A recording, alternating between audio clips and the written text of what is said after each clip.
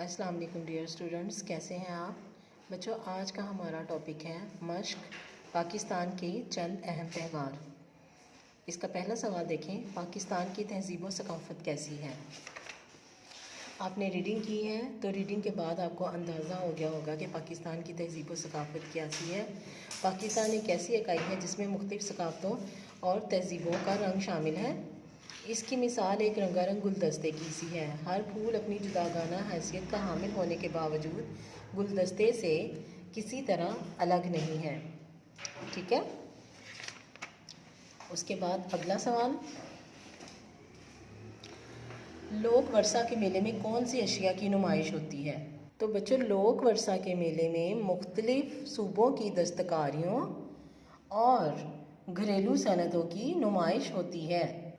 अगला सवाल है, कोई से 4 मजहबी त्योहारों के नाम लिखें। तो बच्चों, मजहबी त्यौहार कौन कौन से हैं। शब बारात, शब महराज, ईद उल फितर, ईद उल अज़हा, यौम आशूरा और इस तरह के जितने भी नाम हैं वो आपने सिर्फ उनमें से 4 लिखने हैं।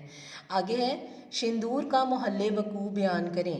शिंदूर एक इलाका है जो कि गिलगित और बिल्तिस्तान के दरमियान वाक़या है। आपने उसका मोहल्ले वकूअ। शिंदूर समंदर की सतह से 3738 मीटर की बुलंदी पर वाक़या है।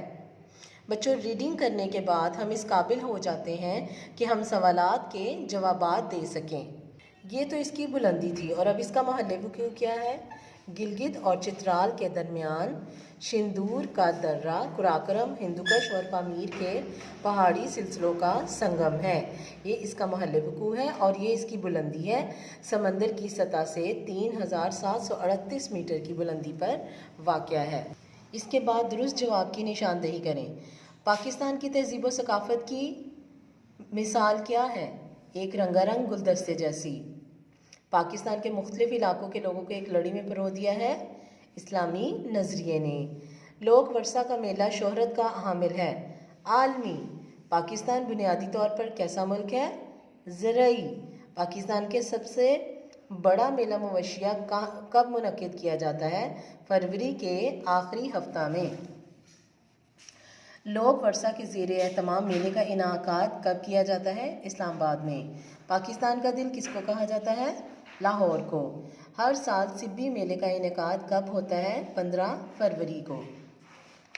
ठीक है बच्चों, ये थे हमारे आंसर क्वेश्चन, सवालात और जवाबात, और पाकिस्तान के चंद अहम त्यौहार के मुताबिक दुरुस्त जवाबात की निशानदेही करें।